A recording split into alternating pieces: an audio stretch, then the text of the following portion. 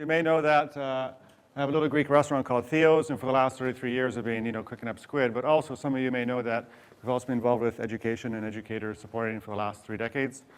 A lot of tour groups have passed through Theo's, helping make a connection between ancient Greece and real-day, present-day life. And thousands of artists have put their artwork on the walls of Theo's from kindergarten to college. And many of them have come in to see their work and to see the connection and to see their paintings displayed in a real-world, authentic kind of environment. And a few years ago, my daughter Matthew was in a class with Mrs. Watts in Naramata, and we did a project where we took sunflower paintings and made them into gift cards, and we sold them in the community, raised some money, gave it to the soup kitchen and to a family in Naramata. So lots of fun. Could go into stories about that. Over the years also, I've had the pleasure of hiring many young people, many of them Penticton grads or people still in school, who become bus people, servers, cooks, managers. And as an owner, talking to them and seeing where are they going, what do they want, what their passions are, what further education they're looking at. And there's an interesting thing that I'm noticing in the last few years, and that is that things are changing with these young people. Like Caitlin, who spent a quarter of her life at Theo's since she was 15, now is 20. And she's interested in going in for management, but management specifically for non-government organizational work. And like Jamie, who's a busgirl, now a waitress, who's studying marketing in McGill, but again, marketing for NGOs and nonprofits. Others who are looking at, when I talk to them, looking at developing careers that have meaning and finding jobs that have meaning. And this is what they're saying to me, is we're looking for work and careers in school that's going to take us to something that actually has a purpose. So I keep thinking to myself, if they're looking for meaning and purpose in their lives and their careers, then at what point does that start? And the question I keep asking myself is, are schools big enough? Are schools big enough for these young people who I'm seeing, who I'm hiring? Is it challenging enough for them? Is it captivating enough? Is it meaningful for them? Is it relevant? Because does it just magically happen that as soon as they step out of Penn High, now they want to look for meaning? Or did that search start before that? And I know with my own daughter, one day I was driving to school years ago in grade 3 or 4, and she turned to me and said, "Baba, what does school have to do with anything?" And that was kind of the question that kind of launched me on a whole sort of series and years of exploration, which became the Directing the Classroom project, which is my work with schools around North America and around the world, helping teachers explore how do you use digital media and technology to explore curriculum from kindergarten to college. And working with students and teachers, and not just on the technology part, but in meaningful video projects. And so that led me to a project called Preserving Your Culture, which we have done in schools in Alaska and California, and now in Texas and all over. And again, this is about students interviewing elders and people in the community with, for example, the Lower Milton Indian Band was a great project, young people talking to elders about where they came from, geography, culture, food, history, and again, relevance. And yes, it was filmmaking, it was process skills, it was group work, 21st century thinking skills, critical thinking, but most importantly, it was about finding a connection to their past, where they came from, who they are, the line. How does the line continue through them into the future? So this work really interests me about creating meaningful learning projects that use technology that align to learning outcomes curriculum, but most importantly, that develop citizens. So this took me to another project called Instill Life, which we started this year, or this in September, with Naramata School, with Jeff and with Janet Watts and Mr. McBride, and it started with a bowl of olives. So I walked into the classroom with the grade 3, 4s, and 5s, and we had this great big bowl of Kalamata juicy olives. We ate olives, talked about ancient foods, talked about modern foods, talked about foreign foods, talked about local foods, and because we're in Naramata, we talked about picking food, fruits, vegetables, their connection with cooking, and a whole sort of thing on food, which led to an invitation to bring their favorite foods to school so we can do a still life painting. And that was precessed by Mrs. Watts looking at the art history, looking at still lifes through the ages and how artists have looked at food and how they interpret food, which led to going online to an online site where kids could use technology to create their own in still life paintings using shape and shadows and to move it around. And that became a step towards actually painting on canvas their perspective of the favorite foods that they brought to school. Sketching, drawing, and when they're ready, painting. Fantastic. And I love watching how they were paying so much attention to what they were doing. And finally, when the paintings were dry, came back with my camera, took a picture of the paintings, took a picture of portrait of the artist with their work, and then we had all this food left over, so then we made soup. And took all the vegetables, made soup, took all the fruit, made salad. Just happened that it was World Food Day that day. It's funny how things happen. And we talked about why there would be a World Food Day, and some food challenges that might exist around the world that maybe in Naramata aren't so obvious. So then I asked the students if they'd like to help me to, in our sort of quest to get more food to people around the world. So with Theos, we've started a nonprofit foundation called All of Us, which is our education initiative. And with All of Us, it's a way to kind of formalize and expand what we've been doing for the last 3 decades, but on a sort of a global scale now. So I said, would you like to have your paintings that you've created help to feed people in other countries and to help developing nations? They said, sure. So what we did was, we started looking at this idea of how do we do that? And there's a website called Kiva. Have any of you been to kiva.org? Hands, please. Thank you, thank you. Some homework for the rest of you. Kiva.org is this amazing new thing which allows you to look at entrepreneurs around the world and to actually lend them money. You can lend $25. And other people from around the world will also lend $25 till they meet their mark of maybe $300, $500, $1,000 they're looking for. And all different kinds of sector, education, health, transportation. We chose to focus on food production because it's part of our theme. And so we did a lot of research on Kiva and how this works. And the great thing about Kiva is that you can see who's the beneficiary of your funding. And you can see and click and learn more about what they do, who their family is. You can learn a whole bunch about their country they live in, the languages they speak, the population, distribution, the challenges. Huge educational tool.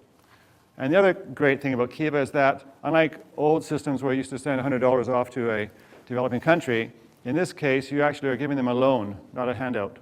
So these people actually pay you back. So every month, I get little statements. Ms. Phen from Cambodia has paid back $1.75 towards paying back the total amount of $25. And so these loans are all repaid, 100% repaid. And then, which means the kids will lend this money out again next year. So it's changing the way we look at how we help people around the world. And what I like about that is that it changes the perception that students can get about how we work with people around the world. Not about us and them, rich and poor, but how do we help these people step up and become sustainable. A big theme of this whole Install Life project has been this idea of sustainability, from growing food to helping people to even the act of learning itself. We looked at microlending and how microlending works, the idea of giving small loans. And I developed a series of cards, game cards that we used, and some were entrepreneurs, some were field partners, some were suppliers, customers, and to see the different people who are involved in sort of a circle of lending. How when you give an entrepreneur money, they give some of that money to a supplier to buy, for example, seeds. Then they plant it, and then a customer would buy the vegetables they grow, and then because they have money now, they can buy from the merchant. And then to kickstart the whole thing, we need someone to be an investor. And this is where the students from Naramata School came in. They became the investors into these circles that began to sprout out. So the only problem was they had nothing to invest. So we took away all these cards and replaced with a new set of cards which had them at the center as entrepreneur, and reversed it. Okay, now if you're an entrepreneur, what do you need? You need to get money, you need to buy things, you need to take that money and then send it. So we said, okay, how are we going to do this? We said, okay, well, all of us will lend you the money to print the cards. You're going to pay it back because all of us are going to work with another school. Again, it's about sustainable cycles as opposed to handout cycles. Then we researched on Kiva again, some more people. They had to come up with a loan on behalf of someone. We produced cards. A lot of mathematics was involved in terms of cash, in terms of charts and graphs, and why you would have charts and graphs to keep track of things. And then we started actually lending money. Our first loan was to Tajikistan. So the next question was, where the heck is Tajikistan? And it was about getting the globe out and getting maps out and saying, okay, where did we just send our money? And so there's a connection, a real life connection to places around the world and people around the world, and mathematics and geography and history and language, all through this real life, real world project, which is actually affecting people around the world. And in this course, the students went out to the community, talked to the school board presentation, talked to the art gallery, and talked about lending and talked about their experiences. Their paintings also exhibit at the art gallery. Recently, we spent some of our money on seeds and bought seeds and started gardens in the classrooms and brought egg cartons from the restaurant and from homes, brought in an organic farmer, Tom Tumbach, to talk about the science of how do plants grow, how do seeds grow, and as well as the science of growing. He also talked about the potential of seeds and how seeds can produce these plants, thousands of plants, or plants which produce thousands of seeds, which produce thousands of plants, and the potential of seeds, and how the kids were seeds, and the potential of students to be these people who go out into the world and create things, which then create other things. And so how much potential is wrapped up within them. So the seeds are growing, doing very nicely. The kids are taking care of them. Ideally, I'd like to put them in greenhouses. We don't have them yet. This is something I'm going to work on over the next years to see how we can work with the school district to start having greenhouses and gardens at our schools so we could have this connection with food and the earth, especially in this region of the Okanagan where it's all about a history of a connection with food. Around the world, a lot of schools are embracing the idea of rooftop gardens, greenhouses, nutrition, health programs. One of the schools has as a motto, "A seed is a promise, so am I." Lovely motto. In the fall, we'll collect the vegetables, give it to the Superior, the food bank, keep some for us to use as a subject of next year's in still life paintings. Again, cycles, loops, flows, everything flows like you would find it in nature on this project so that it makes sense in a circle. And then we will save the seeds, so we won't spend $65 next year. In fact, we'll have enough seeds to give to other schools that they can use to grow. And very quickly, also in March, we went to Guatemala. Jennifer and Jan, mother and parent of 2 sons in the school, were going to Guatemala. So let's do the Instill Life project there, they said. That's a great idea. So she created this game of photographs of food that we have in Canada for the students there in Guatemala to kind of study and say the similarities and differences between food there and here. We took cards, pen pal cards, so the students in Naramata created and wrote little introductions in the cards they created.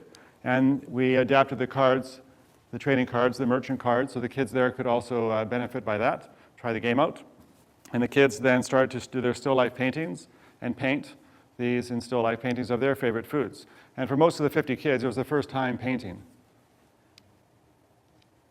So tremendous fun. Now the Rotary Club of Penticton is sponsoring the printing of these Guatemalan paintings as a set of in still life cards for the school that's going to be selling them to the tourists and people who come to visit. It's the first time ever that they've actually generated any money out of that school because it's a charity school. So the teachers there have said it's kind of changed their perspective too of what they're able to do, that it's the first time in their history that they've been on the other end, because now they're going to be taking some of the proceeds and giving it to other farmers in developing countries outside of Guatemala. So Jen did a presentation on Guatemala. The kids in Naramata had a chance to see where kids go to school in Guatemala, where they live, how people cook their food, some of the challenges they have, but ultimately the joy and the appreciation that the students have. And then the kids here in Naramata received a pen pal letter and photograph of their pen pal with their painting, their still life painting. And what's really amazing was seeing the kids in Naramata read these letters that were sent to them and then translate into English. And the thoughtfulness as they read them and reread them was just amazing. Like I could sense this wonderful connection that they had all of a sudden with these students and saw how similar they were to each other, not how different they were. So that's the end of our first year. We've had a school in Naramata, a school in Guatemala. Now we're looking to do a few more projects here locally in this district with some schools, and as well with a couple of schools in California. And so this next year is going to be about all of us creating this website and resources and tools to help teachers do this. I think that, so it's fun to get people like Tom and Jen and others to help teachers as support people. And I think that I present this just as information. If your school is interested in doing something, let's get together for a cup of coffee and talk more. And regardless, just to, I guess the message for this is that, I really feel that kids are looking for meaning and connection in the curriculum that we offer them, that we design for them. And so if you're finding teachers in your school who are thinking that way about how they're able to expand the thinking to connect in very far ways, then I just urge you to support them because I think they're on the right road. Thank you.